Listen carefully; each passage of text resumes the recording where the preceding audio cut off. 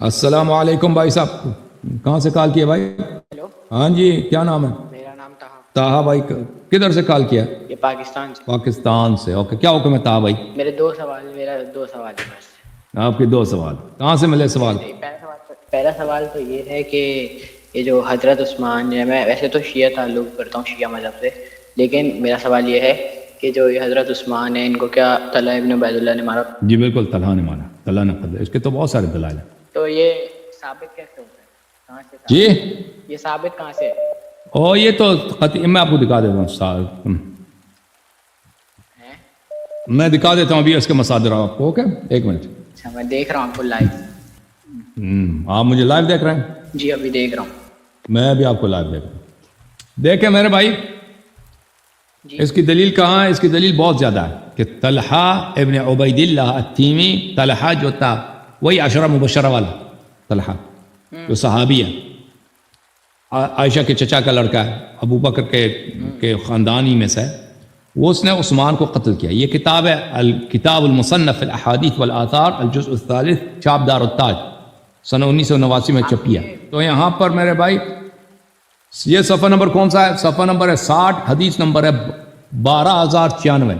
یہ حدیث جو ہے بشرط البخاری صحیح ہے۔ حدثنا ابو اسامہ حدثنا اسماعیل یا انبأنا قیس قال رمى مروان طلحة يوم الجمل بسهم في ركبته فمات فدفناه على شاطئ الكلہ، کہ مروان ابن الحکم نے طلحہ کو تیر سے مارا ہے جنگ جمل کے دوران، اور اس کے گھٹنے میں لگا ہے، تو ہم نے اس کو دریا کے کنارے دفن کیا تھا۔ اچھا، یہ جو اس نے کس لیے قتل کیا دیکھیں،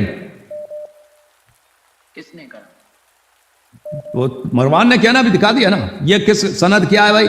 ابو اسامہ انبأنا اسماعیل انبأنا قیس، یہ بخاری کی سند ہے، ملاحظہ فرمائیے، یہی حدیث بخاری میں، صحیح بخاری صفحہ نمبر 606 معاف کی 606، حدیث نمبر 2531، حدثنا ابو اسامہ حدثنا اسماعیل عن قیس۔ یہ پس پر یہ پتہ چلا یہ سند بخاری کی سند ہے، ٹھیک ہے نا؟ اچھا، ایک منٹ رک دیں یہاں پہ۔ ملاحظہ فرما، دیکھیے یہ سند بخاری کی سند ہے، ٹھیک ہے، اس کے روات ثقہ ہیں، یہ بھی ٹھیک ہے، اور قیس تک کے یہ جو سند جاری ہے، یعنی یہاں قیس سے مراد قیس ہے قیس ابن ابی حازم، قیس ابن ابی حازم تک کے روایت سند صحیح ہے، اس کے راوی ثقہ ہیں۔ سوال یہ پیدا ہو رہا ہے کہ یہ قیس ابن ابی حازم کے بعد کی سند کہاں ہے؟ یعنی سند قیس ابن ابی حازم تک تو ٹھیک ہے کہ قیس ابن ابی حازم تک کے سارے روات ثقہ ہیں اور عادل ہیں، سوال یہ پیدا ہو رہا ہے کہ اس واقعے کو کون بیان کر رہا ہے؟ قیس ابن ابی حازم بیان کر رہے ہیں۔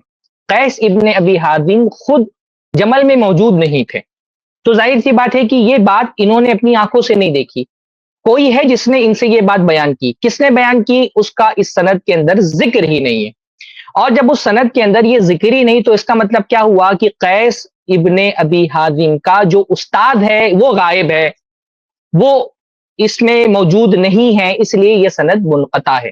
یہ لوگ کیا دھوکہ دیتے ہیں کہ آدھی سند بیان کر رہے ہیں، سند جو ہے نا وہ اس کے آگے کا حصہ منقطع ہے، یہ بیان ہی نہیں کر رہے ہیں، ادھوری سند بیان کر کے کہ دیکھو یہ بخاری کی سند ہے۔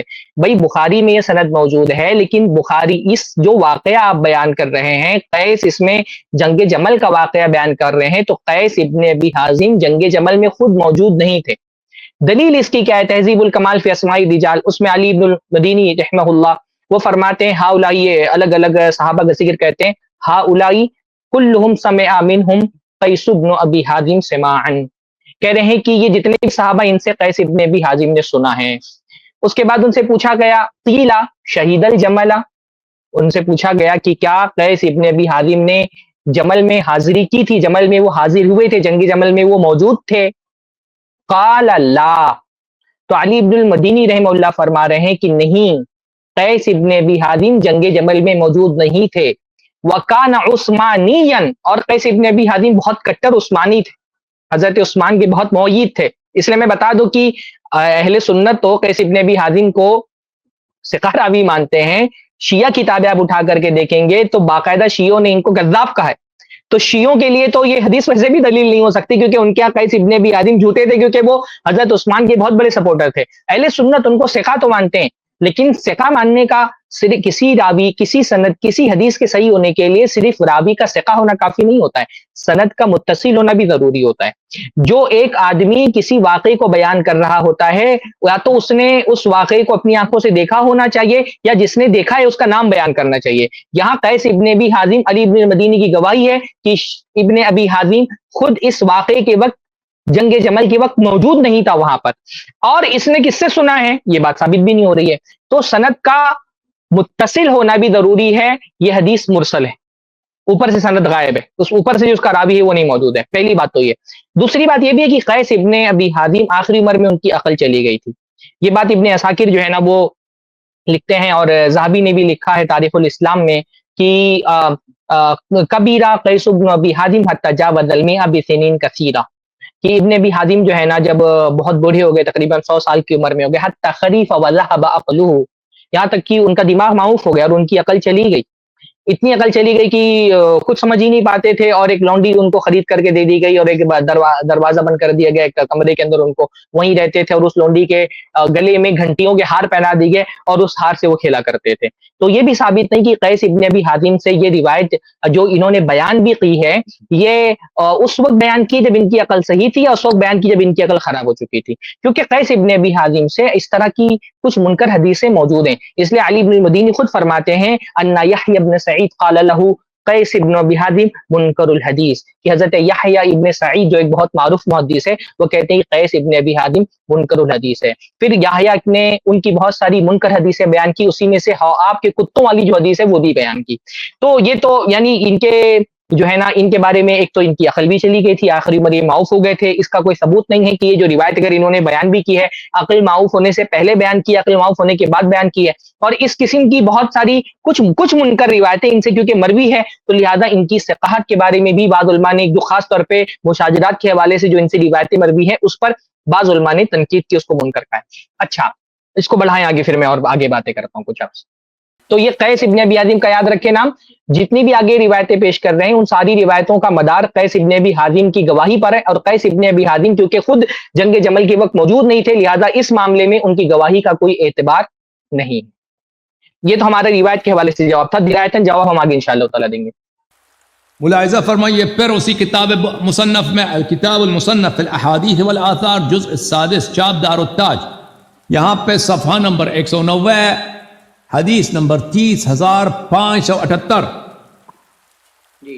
حدثنا وکیع عن اسماعیل عن قیس، یہ بھی وکیع جو ہے رجال مسلم میں قیس سے، پر آ کر کے روایت سند رک گئی ہے، یہ روایت بھی قیس پہ آ کے رک گئی ہے۔ قیس نے واقعہ کس سے سنا، کس نے اس کو بتایا، اس کا ذکر اس روایت کے اندر موجود نہیں، اس لیے ہم کہتے ہیں کہ یہ روایت منقطع ہے، مرسل ہے۔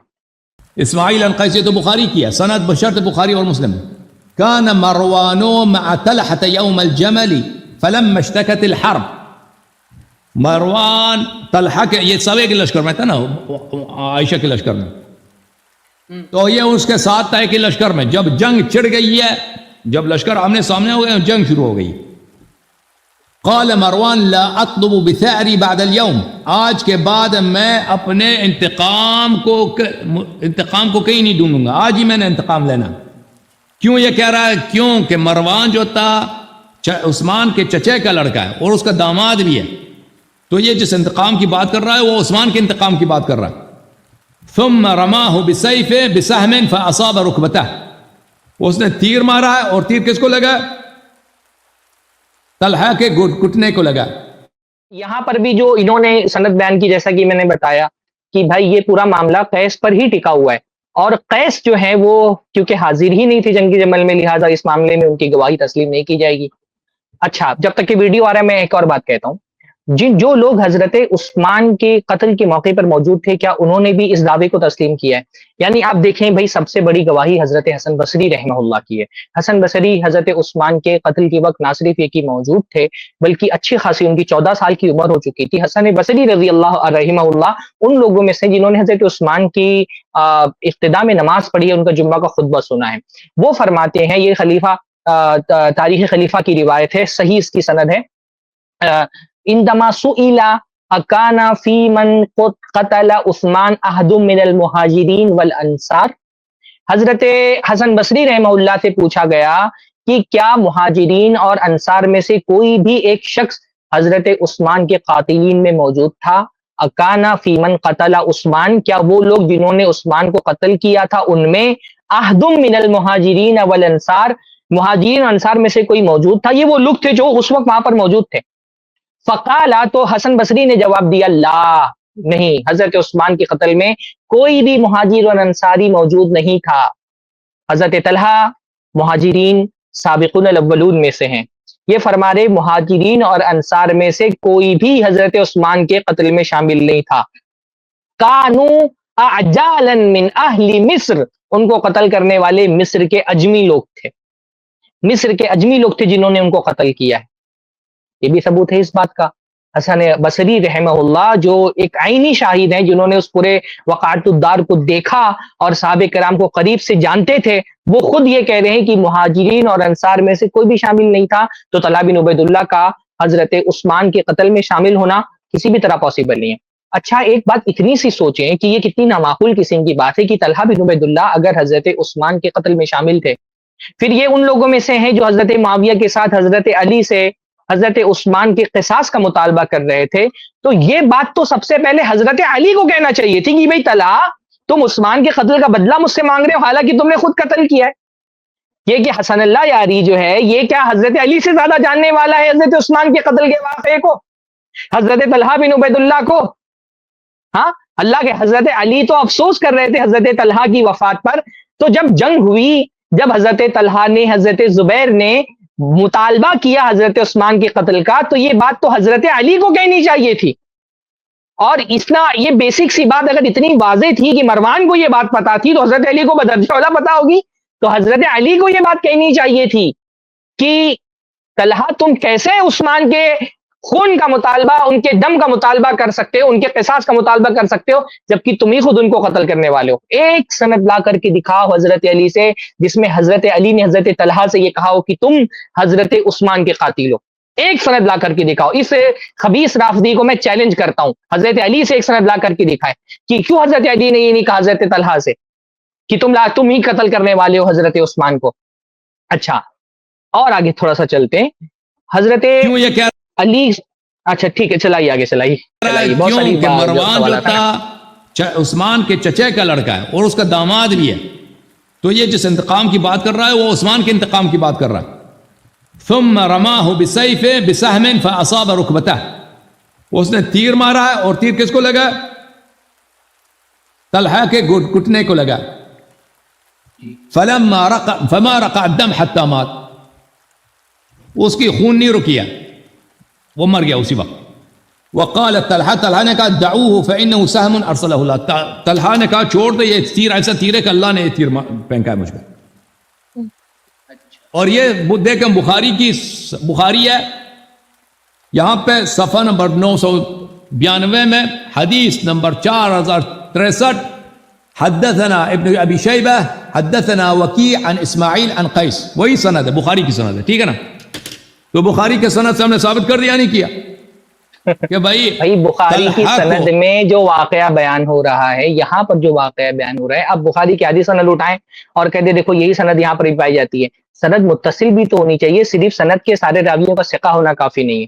انشاءاللہ تعالی جو لوگ حدیث کا بیسک علم رکھتے ہیں وہ بھی یہ بات سمجھ سکتے ہیں کہ سند کے سارے راویوں کا ثقہ ہونا ایک الگ چیز ہے اور سند کے سارے راویوں کا متصل ہونا ایک الگ چیز ہے۔ وہاں پر قیس جو حدیث بیان کر رہے ہیں وہ اللہ کے نبی صلی اللہ علیہ وسلم کے ایک صحابی سے روایت کرتے ہیں، اور صحابی اللہ کے رسول صلی اللہ علیہ وسلم کی حدیث بیان کر رہے ہیں، تو قیس کی سند جا کر کے اللہ کے رسول سے مل رہی ہے۔ یہاں پر قیس جنگ جمل کا ایک واقعہ بیان کر رہے ہیں، اور جنگ جمل میں وہ خود حاضر نہیں ہوئے، اور جنگ جمل میں کس نے جنگ جمل کا یہ واقعہ ان کو بتایا وہ ذکر بھی نہیں کر رہے ہیں۔ تو یہاں پہ سند منقطع ہے، صحیح بخاری کی سند متصل ہے، تو صحیح بخاری کی آدھی سند پیش کر کے یہ کہنا کہ یہ بخاری کی سند ہے، یہ سوائے کم علم لوگوں کو، جاہلوں کو دھوکہ دینے کے اور کچھ نہیں ہے۔ طلحہ کو مروان نے، طلحہ بھی صحابی، مروان بھی صحابی، عثمان بھی صحابی، مروان نے طلحہ کو اس لیے قتل کیا ہے کہ یہ عثمان کے خون کا انتقام اس سے لے رہا تھا، طلحہ سے لے رہا تھا۔ اچھا، اور اس کے علاوہ آپ کی خدمت میں عرض کریں کہ اچھا یہاں پر میں جو ہے نا وہاں یہ دو حوالے دے دینا چاہتا ہوں کہ حضرت طلحہ جو ہے وہ حضرت عثمان کے، حالانکہ اس کا کوئی ثبوت نہیں ہے، بہت ہی نامعقول بات ہے کہ حضرت طلحہ پر جو ہے نا وہ حضرت عثمان کے قتل کا الزام لگایا جائے، لیکن کیونکہ یہ خبیث اس طرح کا دعویٰ کر رہا ہے تو میں دو حوالے چاہتا ہوں کہ اس حوالے سے اور دے دوں، یہ بات ثابت کرنے کے لیے کہ حضرت طلحہ حضرت عثمان کے قاتل نہیں تھے۔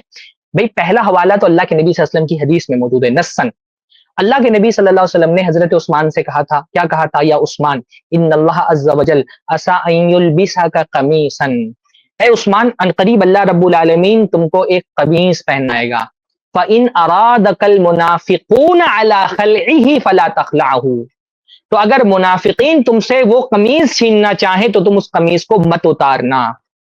ایک روایت میں جو سنن ترمذی کی روایت ہے اس میں ان اللہ مقسمک قمیصا فان ارادك المنافقون على خلعه فلا تخلعه، کہ اللہ تعالیٰ تم کو ایک قمیص پہنائے گا، یا قمیص سے مراد خلافت ہے، کہ اللہ تعالیٰ تم کو ایک قمیص پہنائے گا، تو جب منافقین تم سے وہ قمیص چھیننا چاہیں گے تو قمیص ان کو مت دینا اتار کر کے۔ یہاں سے یہ بات سمجھ میں آتی ہے کہ حضرت عثمان رضی اللہ تعالی عنہ کی خلافت کے خلاف کھڑے ہونے والے جو باغی تھے وہ منافق تھے، ان کو جن لوگوں نے قتل کیا وہ منافق تھے۔ حضرت طلحہ بن عبید اللہ منافق نہیں ہے، ان کے ایمان کی گواہی قرآن نے دی ہے، ان کے جنت میں جانے کی بشارت اللہ کے نبی صلی اللہ علیہ وسلم نے دی، تو ظاہر سی بات ہے یہ وہ منافق نہیں تھے۔ تو حضرت اللہ کے نبی صلی اللہ علیہ وسلم کی یہ نص اس بات کی دلیل ہے کہ حضرت عثمان کو قتل کرنے والے حضرت طلحہ نہیں تھے، کیونکہ قتل کرنے والوں کے بارے میں حدیث میں کہا گیا کہ وہ منافق ہیں، جبکہ حضرت طلحہ تو عشر مبشرہ میں سے، اس نے خود کہا نا کہ وہ عشر مبشرہ میں سے ہیں، تو ان کے بارے میں تو جنت کی بشارت ہے، تو جس کے بارے میں جنت کی بشارت ہے وہ منافق نہیں ہو سکتا، ہماری پہلی دلیل یہ۔ دوسری دلیل یہ ہے کہ جنہوں نے حضرت عثمان کی مخالفت کی وہ منافق تھے، اب حضرت طلحہ کیونکہ جنت کی بشارت ان کو ملی تو وہ منافق نہیں تھے، تو ظاہر سی بات ہے وہ حضرت عثمان کے باغی نہیں تھے، ان کو قتل کرنے والے نہیں تھے۔ ایک دلیل اور ہو گئی، چلتے رہیں، میں انشاءاللہ تعالی دلیلیں بڑھاتا جاتا ہوں۔ اور اس کے علاوہ آپ کی خدمت میں عرض کریں کہ یہ الاستیعاب فی معرفت الاصحاب ابن عبد البر کیا جلد نمبر چلیے میرے خیال سے یہاں تک کہ بات کافی ہے، یہاں تک کہ یہ بات کافی ہے۔ اچھا میں کچھ ایک سب سے اہم ترین جو اس حوالے کا سب سے اہم ترین پوائنٹ ہے نا وہ میں آپ لوگوں کے سامنے رکھنا چاہوں گا، وہ یہ ہے یعنی اس کے دعوے کو رد کرنے کے لیے سب سے جلی جو چیز ہے وہ یہ کہ حضرت علی کے سامنے حضرت طلحہ کے بیٹے نے الزام لگایا کہ ان کو قتل کرنے والی حضرت علی کی فوج ہے، بلکہ انہوں نے کہا قتلت ابی، آپ نے میرے ابا کو قتل کیا ہے، واخذت مالی، اور میرا مال لے لیا ہے۔ اتنا بڑا دعویٰ حضرت طلحہ کے بیٹے نے حضرت علی کے سامنے کیا، حضرت علی نے اس دعوے کو رد نہیں کیا، تسلیم کیا۔ ہاں پوری روایت مستدرک حاکم کی روایت ہے، صحیح سند سے مروی ہے، کہتے ہیں ربعی بن حراش کہتے ہیں انی لعند علی جالس، میں حضرت علی کے پاس بیٹھا ہوا تھا، اذ جاء ابن لطلحہ فسلم علی علی، تو ایک طلحہ حضرت طلحہ کا ایک بیٹا آیا، غالباً یہ محمد بن طلحہ ہے، فسلم علی علی، اور اس نے حضرت علی پر سلام کیا، فرحب بہ، حضرت علی نے اس کو خوش آمدید کی۔ دیکھیں یہ تعلق تھا، اس لیے ہم بار بار ہی کہتے ہیں نا کہ اختلافات سیاسی تھے لیکن دل میں بغض اور نفرت نہیں تھا۔ طلحہ بن عبید اللہ ان لوگوں میں سے ہیں جو حضرت علی کے خلاف جنگ کے لیے نکلے تھے، اور حضرت علی کے پاس جب ان کا بیٹا آ رہا ہے تو اس کو خوش آمدید کہہ رہے ہیں، تو حضرت طلحہ کے بیٹے نے کہا تو رحبوا بی یا امیر المومنین، اے امیر المومنین کہہ رہے حضرت علی کو، کہہ رہے آپ مجھ کو خوش آمد کہہ رہے ہیں، وقد قتلت ابی واخذت مالی، حالانکہ آپ وہ ہیں جنہوں نے میرے والد کو قتل کیا، واخذت مالی، اور میرا مال لے لیا۔ یعنی آپ کی فوج تھی، کیونکہ فوج جو ہے نا وہ حاکم کے ماتحت ہوتی ہے، جیسے ہوتا ہے نا کہ شاہ جہاں نے تاج محل بنائے تو اس نے نہیں، اس کے مزدوروں نے بنایا، لیکن کیونکہ اس نے بنوایا تو بنانے کی نسبت اس کی طرف کی دی جاتی ہے، بن الامیر والدار جیسے کہا جاتا ہے، امیر نے گھر بنایا، حالانکہ گھر تو مزدور بناتے ہیں۔ تو جب اس نے کہا نا قتل، جب حضرت طلحہ کے بیٹے نے کہا نا قتل تابی، تو اس سے مراد ہی نہیں تھی کہ حضرت علی نے اپنے ہاتھوں سے قتل کیا، نعوذ باللہ، حضرت علی تو بالکل حضرت طلحہ کے قتل سے راضی نہیں تھے، ان کا دل تو بہت غمگین ہو گیا تھا جب انہوں نے حضرت طلحہ کے قتل کی خبر سنی تھی۔ مراد ان کی یہ ہے قتل تابی سے کہ آپ کی فوج نے قتل کیا ہے، قتل یہ اتنے صریح الفاظ ہیں، حضرت علی کے سامنے حضرت طلحہ کا بیٹا کہہ رہا ہے قتلت ابی، آپ نے میرے والد کو قتل کیا ہے، واخذت مالی، اور آپ نے میرا مال لیا ہے، اور آپ مجھ کو خوش آمدید بھی کر رہے ہیں، میرا استقبال بھی کر رہے ہیں۔ حضرت علی نے حضرت طلحہ کے اس بیٹے کو کوئی اس کے اس دعوے کا انکار نہیں کیا. حضرت علی کو کہنا چاہیے تھا کہ بھائی تمہارے باپ کو قتل کرنے والا مروان ہے، میں نہیں ہوں. اور مروان جو ہے وہ حضرت معاویہ کی فوج میں تھا، میری فوج میں نہیں تھا، تو میری فوج نے قتل نہیں کیا. پر ایسی کوئی بات حضرت علی نے نہیں کی، اس کے اس دعوے کو رد نہیں کیا بلکہ تسلیم کر لیا. اور کیا کہا؟ اما مالک فہو ذا معدول فی بیت المال فاغض الی مالک فخذہ. رہا تمہارا مال تو بھائی وہ بیت المال میں رکھا ہوا ہے، جاؤ بیت المال سے اپنا مال لے لو. مال کس کے پاس تھا؟ حضرت علی کے پاس بیت المال میں. یہ بھی اس بات کا ثبوت ہے کہ قتل کرنے والا کون تھا؟ حضرت علی کی فوج کا آدمی تھا. کہا مال تمہارا بیت المال میں رکھا ہوا ہے، جا کر کے وہاں سے مال لے لو. وہ اما قولک قتلت ابی، اور جہاں تک کہ تم یہ کہہ رہے ہو کہ میں نے قتلت ابی، آپ نے میرے باپ کو مارا ہے، فانی ارجو ان اکون انا وابوک من الذین قال اللہ عز وجل، تو میں امید کرتا ہوں کہ میں اور تمہارا باپ ان لوگوں میں سے ہیں جن کے بارے میں اللہ تعالیٰ نے قرآن مجید میں فرمایا وَنَزَعْنَا مَا فِي صُدُورِهِم مِّن غِلٍّ إِخْوَانًا عَلَىٰ سُرُرٍ مُتَقَابِلِينَ، کہ ہم یہ جنتیوں کا بیان ہو رہا ہے. حضرت علی حضرت طلحہ کے جنتی ہونے کی بشارت دے رہے ہیں، کیونکہ یہ بشارت حضرت علی نے اللہ کے نبی سے سنی تھی. یہ عشرے مبشرہ میں سے ہیں. کہہ رہے ہیں کہ اور ان کے دلوں میں، یعنی اللہ تعالیٰ نے قرآن مجید میں جو فرمایا ہے جنتیوں کے بارے میں کہ ہم جنتیوں کے دل میں جو ایک دوسرے کے لیے نفرت اور بغض ہوگا اس کو نکال دیں گے. اخوانن، وہ آپس میں ایک دوسرے کے بھائی بن جائیں گے. علی سرور متقابلین، اور گاؤں تکیوں پر ایک دوسرے کے سامنے ٹیک لگا کر کے بیٹھے ہوں گے. تو کہا کہ مجھے امید ہے کہ دنیا میں جو بھی مسئلہ ہوا جنت میں تم اور میرے باپ ساتھ میں جائیں گے، دلوں سے نفرتیں کدورتیں ختم ہو جائیں گی، بغض و عداوت باقی نہیں بچے گا، اور ہم جنت میں ساتھ میں ایک دوسرے کے ساتھ بیٹھ کر کے جنت کا شراب نوش کریں گے. یہ حضرت علی حضرت طلحہ کی جنت کی بشارت بھی دے رہے ہیں، اور یہ بشارت اس بات کا ثبوت بھی ہے. اور ان کے سامنے جب یہ بات کہی جا رہی ہے، حضرت طلحہ کا بیٹا کہہ رہا ہے کہ آپ نے میرے باپ کو قتل کیا، حضرت علی اس کا رد نہیں کر رہے، بلکہ ایک آدمی ہمدان کا ان کے پاس بیٹھا ہوا تھا، اس نے چیخ کر کے کہا کہ اللہ تعالیٰ اس سے زیادہ عدل کرنے والا ہے. تو حضرت علی رضی اللہ تعالیٰ عنہ نے فرمایا کہ اگر یہ میرے اور طلحہ کے بارے میں نہیں تو کن لوگوں کے بارے میں؟ اذا لم نکن نحن اولائی، اگر یہ ہمارے بارے میں نہیں تو کس کے بارے میں؟ ہمارے بارے میں آیت نازل ہوئی. حضرت علی فرما رہے پورے اطمینان کے ساتھ، کیونکہ حضرت علی کو بھی اللہ کے رسول نے اس وقت جنت کی بشارت دی تھی، ساتھ میں جب طلحہ بن عبید اللہ کو جنت کی بشارت دی تھی. تو اس سے بڑا بھائی اور کیا ثبوت ہوگا کہ حضرت طلحہ کو قتل کرنے والا مروان نہیں تھا بلکہ حضرت علی ہی کا فوج کا آدمی تھا. اور یہ بات حضرت علی کے سامنے کہی گئی اور انہوں نے اس کو تسلیم کیا. اس کلپ کی فل ویڈیو دیکھنے کے لیے ہمارے چینل پر ضرور آئیں. آئی پلس ٹی وی نے ایک نیا یوٹیوب چینل شروع کیا ہے جس کا نام ہے آئی پلس ٹی وی اختلاف کا حل.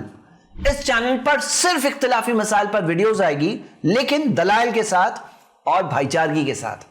آپ کو میں دعوت دیتا ہوں کہ آپ بھی ہمارے اس چینل کو سبسکرائب کریں، ہماری ویڈیوز کو شیئر کریں اور نوٹیفیکیشن آئیکن کو آل سلیکٹ کریں تاکہ آپ کو ہماری ویڈیوز کا نوٹیفیکیشن مل سکے. جزاک اللہ خیر، والسلام علیکم ورحمۃ اللہ.